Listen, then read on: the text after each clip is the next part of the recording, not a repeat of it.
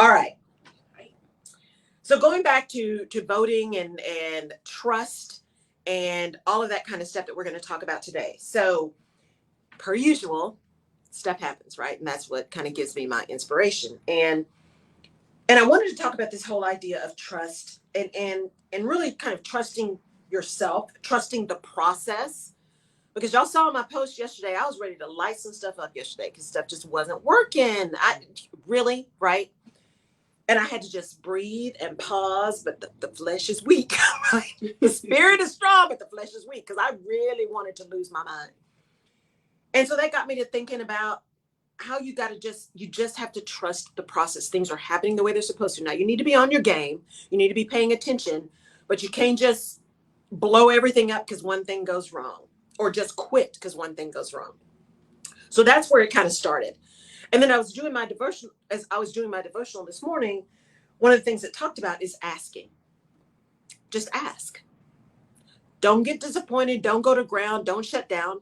Ask, which also gets to trust, right? Because sometimes we don't ask because we don't trust that we're asking for the right thing, or we don't trust that we deserve it, or we don't believe that we'll deserve it. There's a disconnect between what we want. And here's the thing. If you want somebody to buy your services, if you want somebody to buy your stuff, if you want somebody to follow you, you have to ask. And I'm coming before y'all as someone who has a problem asking. Mm-hmm. So this is a pot and kettle conversation, right? See, Jerry too. Have a hard time asking. So even when I'm here, I'm saying thank you. It's so much easier for me to just say thank you. So much easier because I really mean it. I really mean how much I appreciate it. It's much harder for me to say, hey, sponsor the show. Hey, download the podcast. Hey, it's so much harder. I'm like, people know what they want to do, right? But here's the deal. The world is busy. The world is noisy. And you have to ask people for what you want. You have to give them a task and ask them to do something, right? Your staff members, your team members, your church members, you have to ask people. If you need something, you ask. We have not because we ask not. And that gets to trust. The other thing that came up was as I was listening to podcasts and news and all of that kind of stuff, I was reading an article yesterday. And it was about this whole political season. And y'all know how I feel about voting. And y'all know how I feel about the truth and integrity. And seeing all these very one-sided commercials and people talking about we're going to protect our Texas values is making me bananas. Because, see, I've seen what some of these people do. And that's not even close to my Texas values. Not even close, right? And so it brought up for me, I was reading a lot of political pundits and their strategists and what is happening with voting and the restrictions and how now education is becoming this linchpin. You know, we got folks banning books. We got folks who have no idea what critical race theory is, all of a sudden making that a linchpin of how we're indoctrinating children. Let me tell you what indoctrination is. Indoctrination is saying if you can't read a book with a mouse in it, that's indoctrination. Okay, we're using all of these words and we're stirring up people's fear. It is insane. And so on the one hand, I'm coming to you guys every week, so I cannot be ignorant. Ignorance is dangerous, and ignorance is not preparation for me to be able to show up with excellence for you guys. So I have to pay attention to what's going on. I also have to protect my spirit. So I have to be careful about how much of that stuff I let in, because it really does. It just, not only does it make me crazy, it makes me really sad. And it really also taps into my own fear, the fear of where we're going. And so as I was doing the Black History podcast, Black History post for this month, or I'm sorry, for today, all of this led me to look for this person. And you'll see his name is Scipio Jones. And he was an attorney in Arkansas and was politically active. And this was when the Republican Party was the party of Black people. And a quick sidebar, I also read something the other day that talked about part of it when I was reading through all these strategists is, you know, because words matter, and how we have now moved to this thing called, you know, people of color. And I use that too. And it was really a thing for me. It was illuminating perspective for me, intellectual humility, people of color. And I know I often use that because I don't want to say just Black people sometimes, because that's not what I mean. If I mean Black people, I say Black people. What this person said was, the problem with using that moniker of people of color is it assumes this homogeneity of people of color, that we all experience the same thing in the same way. And that's not true. We are not homogeneous. Just because we are persons of color does not mean we're experiencing the world the same way. Just because we are Black people doesn't mean every Black person experiences the world the same way. We don't all speak the same language. We don't all believe the same thing. That one person doesn't speak for every Black person. That's why it's so insulting when you have someone come to you and say, but what do you think? What does it mean for Black people? I know what it means for me. And I know what it means for the people who are close to me, but I am not the voice of every Black person in the country. That's ridiculous. And what other race is required to be the voice of everybody? Right? So when I looked at all of this stuff that was happening politically, I looked at that conversation around people of color and how we use words. And then I found this Scipio person, and he was very much into politics. And he started talking about what he was doing and how he was able to win a seat despite poll taxes, despite voter intimidation, despite all of these kind of things. And this was in the 1800s. This was in the 1800s. We are still fighting that same mess today. So a poll tax may not look like you having to pay money when you get to the polls, but a poll tax does look like ID restrictions. A poll tax does look like who can drive you or not drive you to the polls. A poll tax does look like we are going to limit when you can vote, because those people who can't get away from work or who can't skip a shift don't get to vote. A poll tax no longer looks just like money. It's still a poll tax. It is still a penalty for being other, for having a voice that someone else doesn't want to hear because it may undermine their power. So I was looking at all of this stuff and trying not to get irritated and frustrated and sad and upset. And then I had this devotional about you just got to ask. You just got to ask. And that whole idea of connecting asking to manifesting and believing, and how it is a balance. You do have to believe. You have to know who you are very clearly. And you have to know what you want very clearly. And you have to believe that you deserve it, that you can get it, all of those kind of things. That is true. And you have to ask. You have to say, I am unwilling to lose my voice. I am unwilling to have my opinion and my perspective doused in shame or silence. I am unwilling to do that. So I am going to ask and they demand that you give me the opportunity to exercise my vote. I'm going to ask that people download my podcast. I'm going to ask when I get ready to start a business that people support my business, and support my business by supporting me, by not coming and saying, oh, your prices are too high. Oh, I don't know. Can't you give me a discount? What about the friends and family? I'm going to ask for what I need and for what I want. And for me, I'm going to pray about it and I'm going to believe for it, right? And I'm going to pray continually. So whatever your faith walk is, right? You ask in that manner as well. But you have to ask and then trust that what you're asking for is aligned, and trust that you are preparing yourself in a way to be able to use it when you get it, and trust that you are going to be able to use it in a way that makes an impact. It all comes back to that trust and support. Do you trust that you're capable? Do you trust that you are worthy? Do you trust that you are willing? Do you trust all of that? Do you trust that you can ask? Do you trust your own capability enough to ask people to work with you, to ask people to buy your product, to ask people to follow you? And then do you deliver? Because the worst thing you can do is charge people $60,000 for something and not deliver. Mm-hmm. Because you may have gotten $60,000 from that person, And when you don't deliver, what does that person say to everybody else? And how much money do you lose? Because now your reputation is, well, it cost me a lot of money, but I didn't get anything. And in this day of social media, they don't just tell somebody, they tell everybody.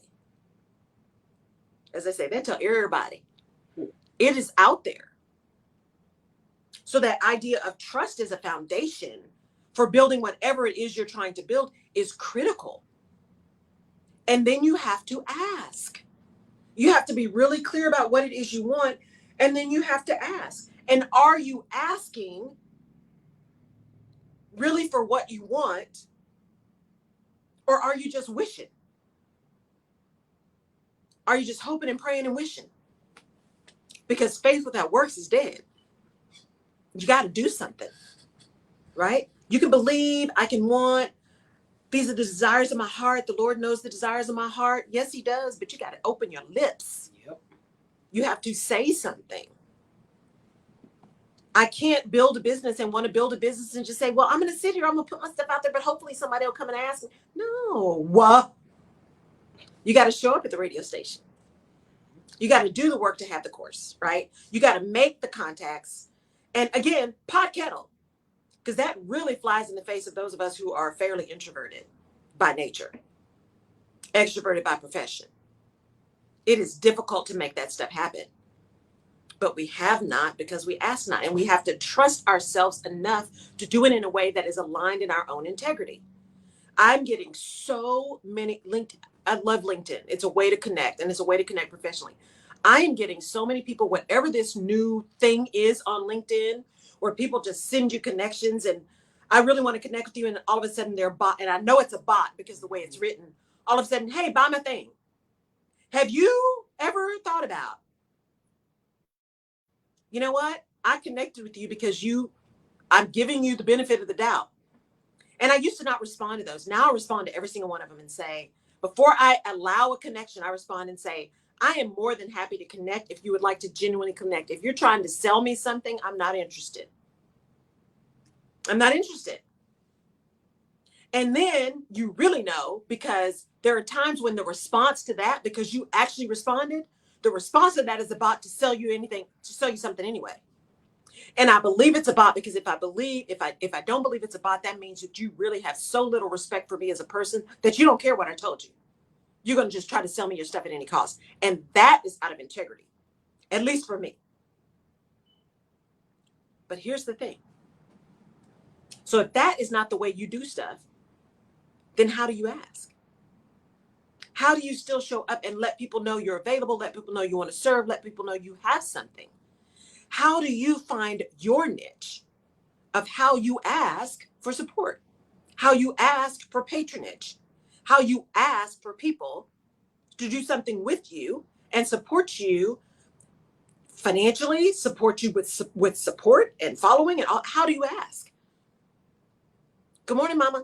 How do you ask for people to do that in a way that is of integrity for you? One, you got to trust that what you're asking for makes some sense. Two, you got to know yourself well enough that you can trust your ability to deliver. And three, you got to trust that whatever way works for you is going to find the people that are looking for you. Because there are billions of people on the planet. So the person that's looking for you is probably not looking for somebody else. So you have to be there. You have to let people know you're there. You have to let people know how you can serve. You have to make yourself available, but you can do it in a way that makes sense for you. Because if it makes sense for you, then it's going to make sense for the person that is looking for you. But you got to trust. You got to trust in the process. Okay, I am freezing. My little hands are. You got to make it make sense. You got to make it make sense. You got to make it work for you. So I got to find a way to warm my toes up. Live radio, y'all. So it is one of those things that, you know, especially if you are in a service business, if you're in a product, it's a little bit different, right? Because people have something tangible to look at. But if you're in a service business, or if you are in a corporation and you are kind of serving your team and you have a big project that you're trying to do, you still have an ask. You're asking your team to show up and perform. You're asking people around you in those spheres of influence to be able to support you, to deliver, to participate. No matter what you're doing or where you are, there's always an ask somewhere with somebody. And you've got to be able to build the trust, not only you for yourself, but build the trust with the other people so that you can ask and they will respond in a way that's positive. Even if that response is, "Oh, I'm not sure that makes sense," or "help me understand how that would work." You know, in corporate, when I was in corporate, there'd be a lot of things that would just be tossed over the wall to HR. HR will do it. Send that to HR. And as I told my team, we don't own that. We do not own everything. And it is not our responsibility to do the job of the leader. It's not. You're a leader, lead. It is not our job to lead for you. It is our job to provide you tools, to give you a sounding board, to provide a way for coaching, right? And development. That is our role, to hold us accountable that our words support our actions, that what we say we value and who we say we are culturally is how we act. That's our role. But our role is not to do your job as a leader. And in order for you to do that job as a leader, you have to be able to instill trust. You have to know who you are and you have to align your actions with your words. And you have to ask. Your ability to move smoothly through your sphere of influence is significantly dependent upon your ability to build trust. Significantly. Especially those folks on the outer core, right? Customers, people who are not adjacent to you. They're not your team. They're not your colleagues, right? They're your customers. It is important for you to be able to instill trust through that alignment of your actions and words so that when you need to influence, you have a foundation there that people can rely upon. They can go back to their experiences with you and know what they're going to get or not going to get so they can make a definitive decision. So when you're looking to do something and build something within your organization, what kind of trust have you built in order to be able to ask someone to participate? If you're getting ready to do a huge implementation, a big old project, you're going to need a lot of help and a lot of support. What are you doing to make sure that that support is there when you ask for it? One, are you asking for it? Because that's also an issue in corporate, right? In organizations is failing to ask for help because, oh, heaven forbid, I let people know I don't know. I won't get promoted or I'll get demoted or I'll get a bad performance review if I ask questions. That goes back to where HR does hold people accountable in those conversations. Are you giving somebody a bad performance review because they ask you questions, because they challenge your perspective, or because they really do need some additional help? That's where HR comes in, to hold people accountable and keep us honest, right? But if you're trying to build something and you're asking people to help you, how are you influencing those in your sphere? How are you building trust with them and letting them know you are trustworthy by your actions? How does your team know that they can count on you to do what you said you're going to do, to support them? That when things go sideways, you're still going to be there. Now, it takes time to do that. I'm kind of a trust but verify kind of girl. I trust you until you tell me that I can't, because it's too much work for me mentally to have to evaluate everything you do up front. That's a lot of work. That's a lot of work. So I'll trust you to a certain extent until you show me that I can't. And then I verify. Trust but verify. Actually, I think that was Ronald Reagan's statement I read somewhere. Trust but verify. You don't want to be stupid. And you don't want laziness to really manifest as, I trust you. That's not what I mean. What I mean is I don't want to be bothered. So I'm going to let you do it. That's what I really mean. So you got to be really clear and honest with yourself about what you're doing and why you're doing it in order to get what you want. People need to be able to trust when you ask and how you ask.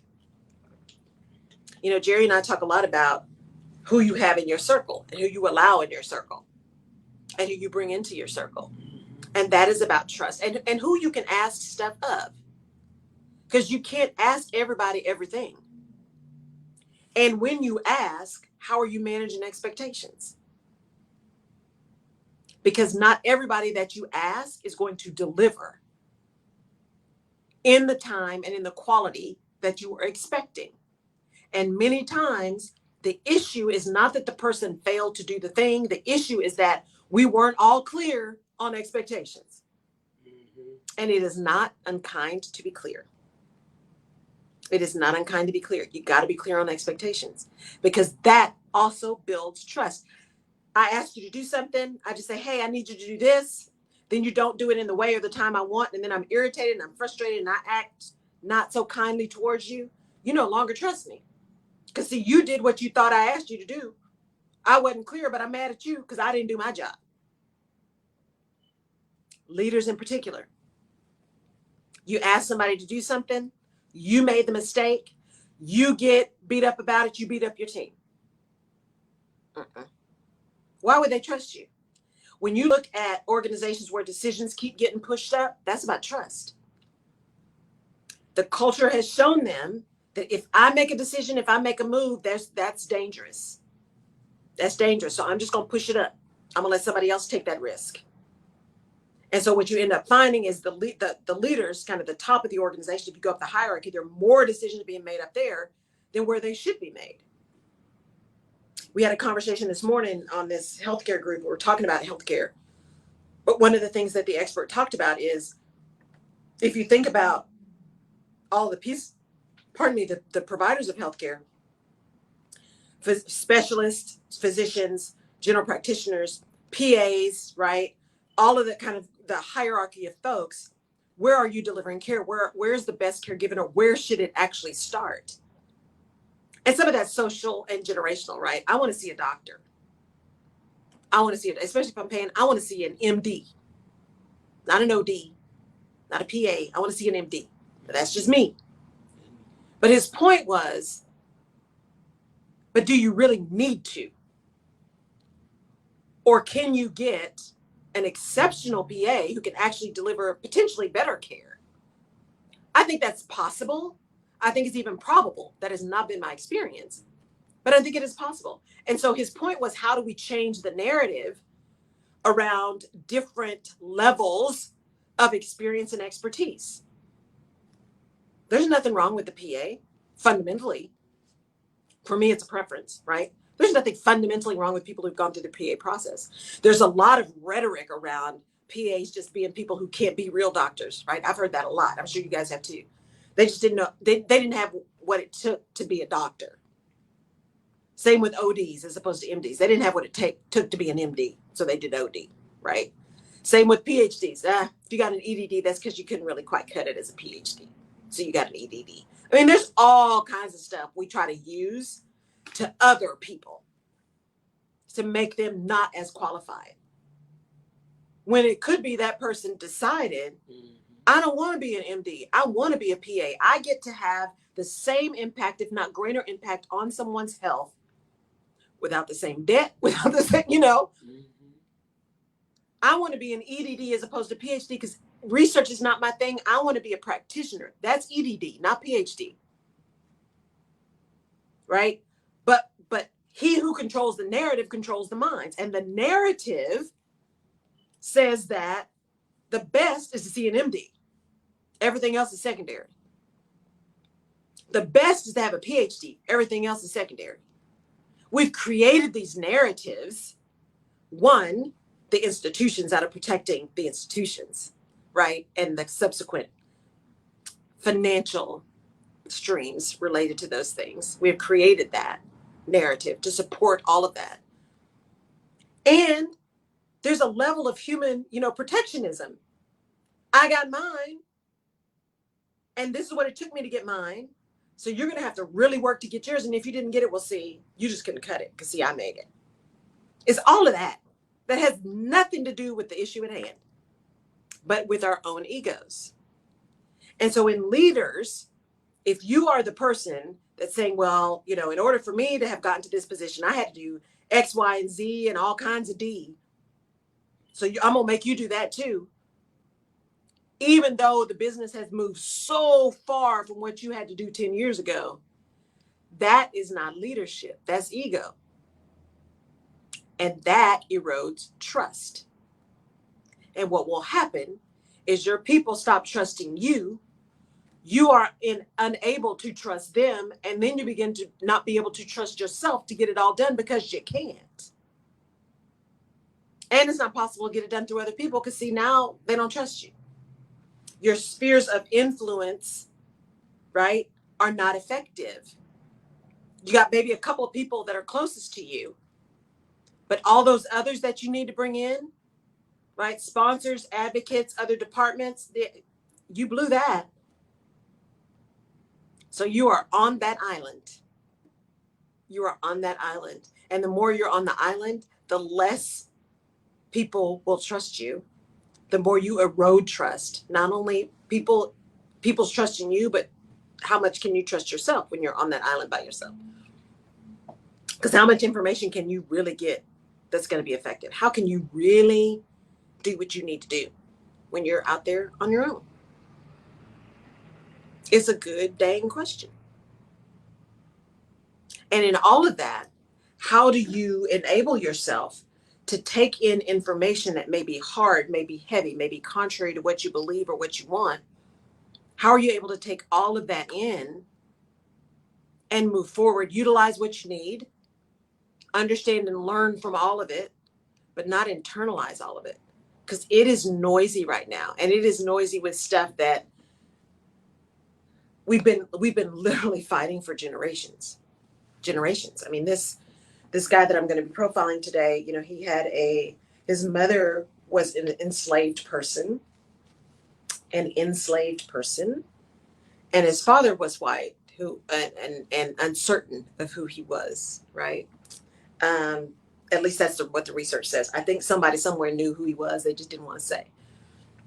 And then when his mother actually married her husband, who was a freedman, they took on the name of a former owner who treated them well. That kind of stuff gets in your soul. Because what was your name before? Who were you before? And now, I mean, they treated you well, and that's beautiful. And so you want to take on their name because you got to have one. And because of the history, you don't know what yours originally was, right? All of that stuff around who we are, so that we can continue to trust ourselves, so that other people can trust us, so that we can make an impact and get things done. It all connects, y'all. It all connects. Truth, honesty, integrity, trust, it all connects. And it's important to have it so that you can deliver to the world whoever and whatever you are supposed to deliver, to show up as you, to take those gifts that you have been given and to deliver them, and to ask for what you want. Right? Jerry and I talk a lot about how, you know, we have people come up a lot of times asking us for stuff, asking us to do something. And you'll hear a lot of entrepreneurs, people asking them to just do something just because, for visibility. Visibility doesn't pay the mortgage, right? There's a woman, Madison Butler. You guys, if you're on LinkedIn, you've probably seen her. She calls herself the blue-haired unicorn. And she started this website for Black speakers. And she said, don't wait till Black History Month to get your Black speaker. And you should be finding them all year, and pay them.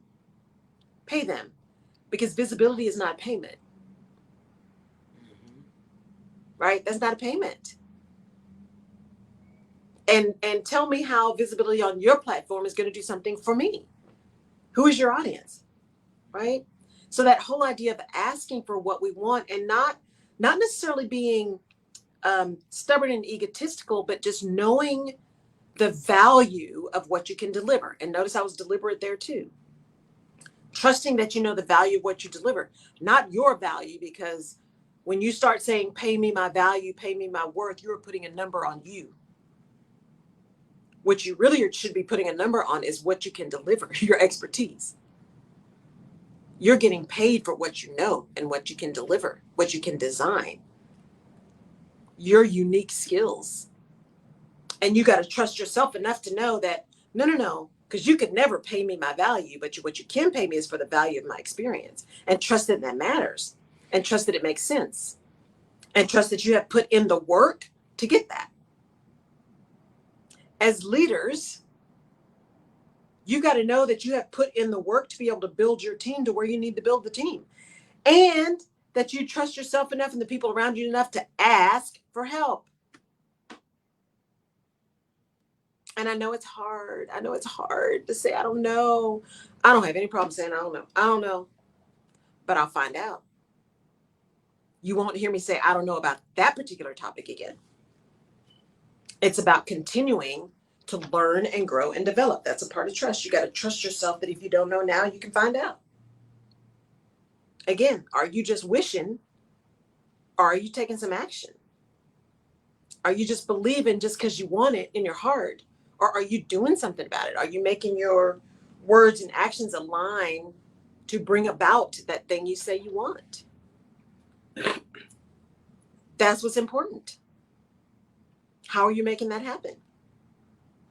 How are you making that happen?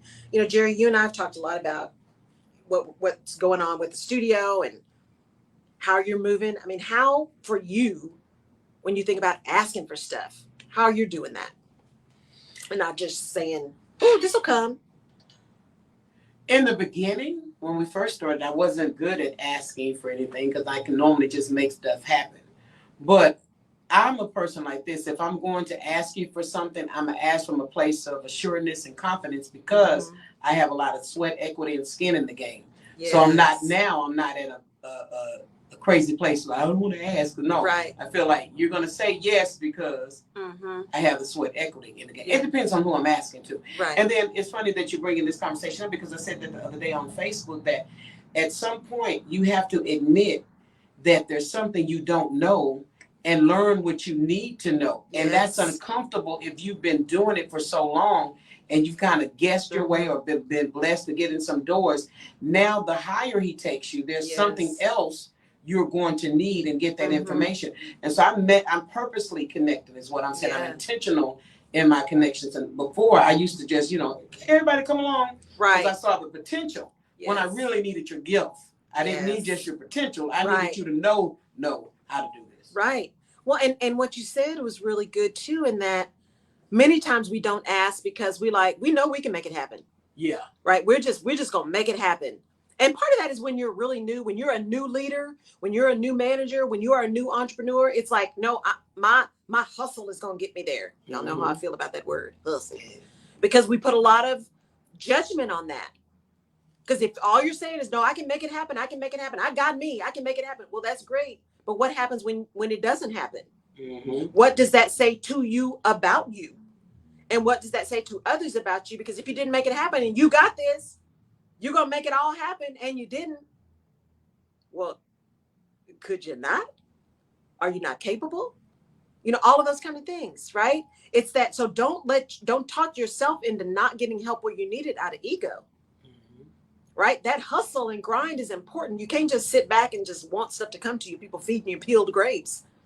You got to be in action, but also know when this is not your area of expertise. A true leader knows where their gaps are and fills in for the gaps. And knows that is not my genius, so we're going to bring somebody in who knows that. Or, you know what? I could learn it, because this is the other question when Jerry talked about, there's stuff you got to learn. The further you go up, you got to be willing to be a beginner again. And you also have to be willing to be discerning. Does it make sense for you to learn that? Or does it make sense for you to buy that skill? Learn enough so you know what you need to purchase. But do you really need to become an expert in everything? My guess is probably not. And I think a lot of times, for me, we do take on over too much because of the trust issue. Yes. And maybe I put in the hands of somebody before and it did not work like I thought it was, or I trusted somebody too prematurely. Yes. And it did not work out. And so now let me go on and fix this. And then you almost get stuck. Yes. And I was just saying this with a group of people the other day. At this age and stage in the game, I don't want to be the one to know how to do it all. I need to know, you know, in case something happens. Right. But do I want to be here to constantly be the one to do it? No, I'm in a different season. Right. So now I'm looking for those gift sets, not just the potential, but the proven track record Yeah. that you know how to get this done. And I think a lot of times we just don't ask because either we've been let down before or Yes. something like that. Exactly. History, right? History repeating itself. What is that saying? Do something wrong to me, shame on you. Do me wrong once, shame on you. Do me wrong twice, shame on me. Right? So if I know already that you're not going to do the right thing, but I trust you again, that's on me. That is on me. And so we get into that. But again, I challenge you, if something goes wrong, did you set really clear expectations first? Or, and this happens, did you assume because you hired an expert, they knew what you meant and knew what to do? So you gave less guidance because you put assumptions around the expertise. And those assumptions directed your behavior and your communication. Well, Laura, can you kind of tell when somebody's not going to come all the way through? Because Kathy Taylor's on it, and I remember her saying the other day, she said, you know, the church people tickle me. You always talk about discernment. Mm-hmm. She said, I don't just need discernment. I have experience. Yes. So some things is not just a discernment. It's I've had an experience with this particular type of person in their way that they handle business. So can you tell if somebody's not going to really be the right one? As we said last week, experience matters, right? It is, there's a fine line, right? It's one of the things that's what age teaches you. That's what battle scars are. When you've been burned, you begin to recognize that heat. And so, yes, as you continue to work with groups of people, as you continue to be in your business and about your business, you will learn kind of early warning signals about things. You'll be able to listen actively to what people say and how they act to be able to discern whether or not you got somebody who's real or not. Every once in a while you'll get burned, right? If you're busy and all that kind of stuff. But if you are really discerning, if you're really paying attention, you know when it's somebody you can really trust and when it's not. And there is nothing wrong with doing a test. There's nothing wrong with doing a test, right? Even in corporations, right? We're just going to just do a prototype. That's why they have prototypes. We're just going to test it. We're just going to test it. We're going to do a pilot. It's okay to pilot stuff with people. Mm-hmm. If you got some really big thing you need done and you know you need to outsource it, you don't have to immediately outsource the whole thing. You can go test a few people on a few pieces. That's about planning. And I can hear people saying, but sometimes you don't have time. If you don't have time to do it right the first time, what makes you think you have time to do it over? I'm just saying, right? Take the time in the beginning to find the right person, because that right person is going to immediately speed up the delivery at the back end. Come on, y'all. Right? So yes, you have to be discerning and you have to understand that trust, but you also have to, and you have to be willing to learn, be a lifelong learner. But you also have to be willing to say, you know what? I'm just not going to learn all of that, right? Like my website is built in WordPress. And I've been saying for years, I need to learn it. I need to learn it. Now, I know me. So there were certain pieces of back office stuff that I intentionally did not spend a lot of time learning. I did not. I was going to in the beginning. And I had somebody kind of walk me through. I'm like, no, I'm not going to do that. Not because I couldn't and not because I didn't want to learn it. But when I thought about where the best use of my time was, it was not in the back end technology. I also realized that I at least need to know enough to be able to fix something on the fly or change something on the fly. Mm-hmm. And so I did that, right? So now I can go change some copy. I can go do some things on my website. There are a couple of things I want to learn how to do. But I'm not trying to manage my entire WordPress site. I'm not trying to do that. I don't feel any need to do that. But it is important that I know enough to be able to, one, see when something's gone wrong early so I can fix it, or two, be able to fix minor stuff myself, because that's about timing, right? So when you are discerning what you want to do, and when you are beginning to build that trust and starting to ask for things, don't be so quick to put asking in one big bucket, because there's asking at all different kinds of levels. There's asking someone to just support you by just telling people, right? Would you mind just supporting this? Would you mind just telling people, right? I asked one of my groups, hey, I'm doing this group thing. Would you please send this to people who you think would benefit? Ask. It's not always about money. Sometimes it's just about time. It's about a word, right? It's about support. It's about, can you please just put me on the prayer list? Asking is not always about monetary stuff, because that's what happens is we get to thinking that when you ask, you're always asking for money. Sometimes all you're asking is for a kind word. Sometimes all you're asking is, if you ever see something like this is really something I love to do and where I know I can make an impact. If you ever see that, would you mind passing that on to me? Someone in my feed who was asking for a commercial said, hey, I'm looking for a commercial broker. I immediately went to my girlfriend and said, hey, you need to respond to this.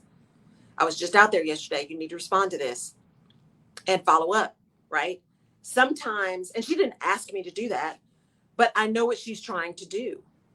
And so there's an unwritten ask that you support your village. Yeah. You support your village when you see something. Not everyone should have to ask for something. You should do just because it's the right thing to do. But Laurel, is it not true that sometimes it's not reciprocated? Because I did a comment the other day and I said, what you won't get to do is ignore me, then worry the hell out of me when you need me. Because the ask you're asking about, I get a lot of people who ask me, push this for me, push that for me, but you never support. Is that petty, or is that saying, I need this relationship to be reciprocal? So you never have to allow people to use you. Never, ever, ever, ever. That's one of those trust but verify, right? Do me wrong once, shame on you. Do me wrong twice, shame on me. Now, if you're one of those people that I've realized ask, never gives back, I'm eventually just not going to do anymore. Or if there's something that you're asking me to do and I see a bigger picture or a bigger impact it could have if I just do that one thing, I might choose to do it, but I'm making a conscious decision, not because of you, but because the thing seems to be aligned. Because you've already shown me I can't align with you because you don't do business right. It's not reciprocal. It's all about you. You are operating from ego. But I have to be honest enough with myself to know that, and strong enough and confident enough to just say no. Or like my good friend in California, he just doesn't respond. He very rarely has to tell people no and all this. He just doesn't get into all those conversations. He's like, yeah, I'm not going to do that. And just doesn't. He just doesn't. And his life is so simple and so happy because he doesn't get involved in all that madness. But we have a tendency to want to give people chances. So I go back to something I've said often. When you are engaging with someone for anything, it is not unkind to be clear. What is it that you want or need? Why is it? How do you think my help or support or whatever I have can support that? What is it and what is in it for me? Right? It's not bad to ask that question. What is in this for me? So then you can make a definitive decision. Am I doing this pro bono? Am I doing it just out of the kindness of my heart? Or is there something that I need from this as well? You get to make a choice. You are not obligated to say yes to anything, ever. Now, there are things that are in your best interest to say yes to, right? But you're not obligated to say yes to anything. And don't let anybody think you are obligated. You always have a choice. The choice may be good or bad. The consequences may be good or bad. There may be good reasons why you should say yes to something, but you have a choice. So you have a choice in who you let in your circle. Well, it's like you said about your fireside chat that you're getting ready to do. You have a certain group of people in certain groups, right? Yeah. You have your corporate friends, you have your sister girlfriends, and you purposely align yourself with them because you know you're going to get from them what you give back, right? Yes. So are we saying that you just ask anybody, or is there a certain group that you're supposed to connect with because you're going to automatically get there? There's a certain group of people I have automatically know they're going to share what I'm going to put out. Absolutely. And I'm automatically going to do that. And then there's another group of people that you know are going to automatically ignore you and do nothing. And you think, do you, I mean, are we selecting people here? You know, I think it's back to our early conversations around village, Yeah. right? Who's in your village? There are people who are truly in your village and they serve different purposes, right? These women that you're going to meet are really connected to me. And many of them are connected. You'll see some that cross over, right? Many of them are crossing over circles. And I didn't intentionally separate them. It's just there are different phases of your life where you meet different people, right? But you don't have to let everyone in and you don't have to connect to everybody. You get to choose who's in your village and you get to put people out. It's your village or tribe if that works for you, right? I like village because it says something to me. It speaks to me. But you get to choose who's in it. And yes, you should be selective who you let in your space and who you let get in your mind. Like they say, don't let madness live rent free in your mind. You get to choose. And it's not easy. I'm not saying this because it's easy. That personal work is hard work. That mindset work and mind shift work is hard work. I'm telling you, yesterday, that post I made yesterday was real.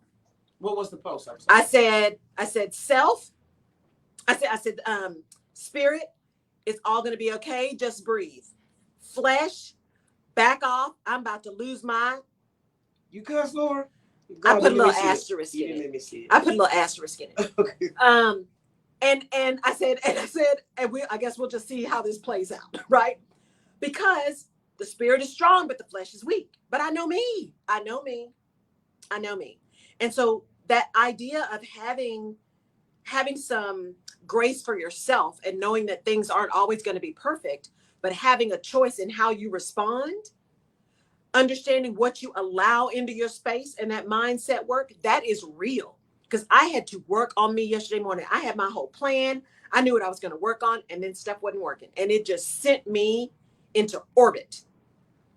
And I had a choice as to whether or not I was going to let it take down the whole day, because all the work that I needed to get done didn't go away just because I was mad, just because I was upset. That stuff was still there. So I had a choice to either wallow in that madness or to at least figure out how to get some stuff done around the stuff. And I chose the latter eventually, right? I chose the latter. I had to take a minute.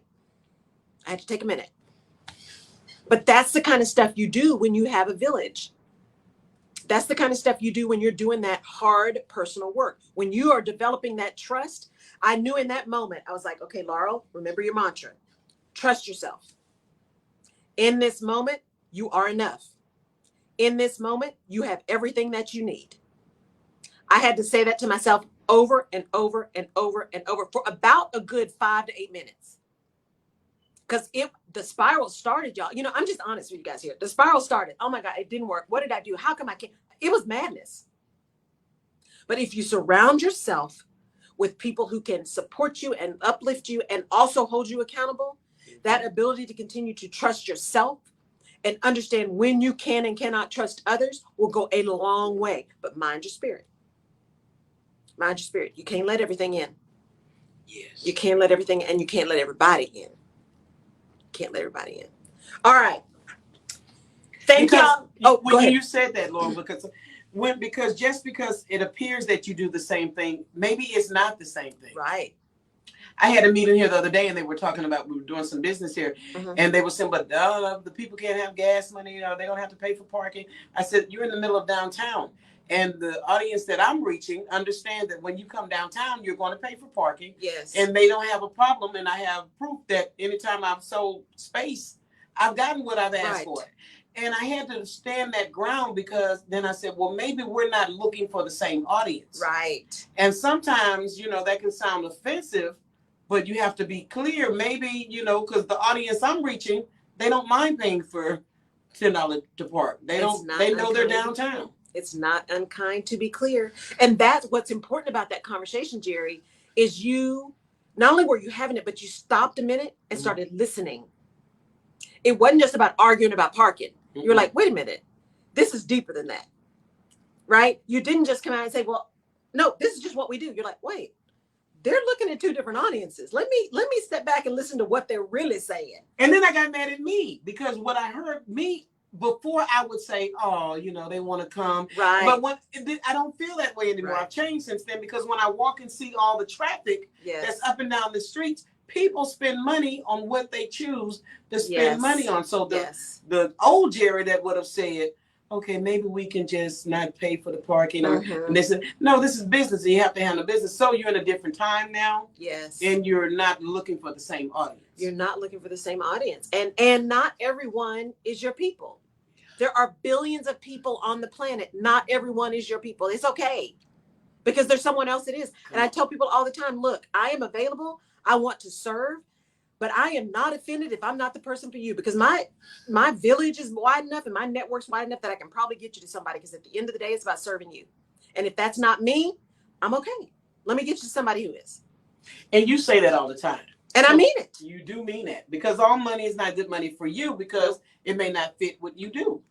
It may not fit what I do. So that's good. So as a reminder, you only have 2 days left to apply for the 3-month Empowered Action Academy. So go on my website, click the action triangle, the Empowered Action Academy, do the application so we can see if that makes sense for you right now. Is this in person?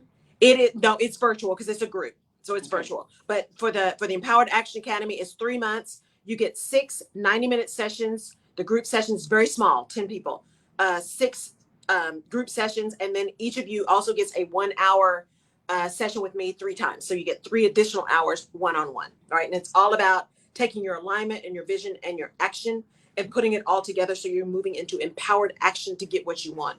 It's good, y'all. The other thing is, remember to go register for the free alignment 5-day series. So basically the Empowered Action Academy takes that to steroid level, right? So we're just tapping the surface in this 5-day, but at least it gets you started. Free 5-day alignment series. Click on the alignment triangle. Fireside, start following me. Come join me on Fireside. The first one will be next Thursday, 7 p.m. You'll get to meet my Friends for Life group. Yeah. And if you want to sponsor the radio show, go on my website, laurelrutledge.com. Go to the radio section and say, hey, I want to be a sponsor. And you can get all the information. Thank y'all for being here. Oh, shout outs. We forgot shout outs. Do we have a few more minutes? Couple more minutes? Yes, we do. We want to say what on our Facebook audience. We want to say, well, let me come back to them. Yeah. Hold on, Facebook audience. We're not slighting you, none whatsoever. No, we're coming back. Okay, hold your mule. On the Facebook audience, now, Laura, for that course you're talking about, who needs to be there? Are there business owners? So the Empowered Action Group is for women only. It's women only. Mm-hmm. It is if somebody who is trying to revamp and rebuild a career or business or just their life. That's it, because it's about alignment, vision, and action. And you have to have all of those, whether you are building a career, a business, or a life. You got to get clear on those things and move into action. So women who are ready to take action. That's what I'm looking for. You got to be ready, because it's about doing real work. All right. We got Houston, of course, in the house. Yay. Kansas City is in the house. Pittsburgh is in the house. Dallas-Fort Worth is in the house. Chicago is in the house. Hey, Austin is here. New York is here. Indianapolis is here. Tampa, St. Pete, Sarasota Tampa is here. San Antonio is here. Melbourne is here. Berlin is here. We've got Finland is here. Germany is here. Yay. Brazil is in the house. Australia, Mexico, Iran, United Kingdom, and Ireland, and Lithuania. Love it. I love it, y'all. Thank you so much for being here. All of my global folks, y'all join on Fireside too. So make sure you can do that. Annette Phillips is in from Brooklyn, New York is in with us. Michelle Johnson from Houston, Texas is in the house with us. And Kathy Tatum as well. Love it. Thank you, ladies, for joining. Thank you, Mama, for being on. Thank you, Jennifer.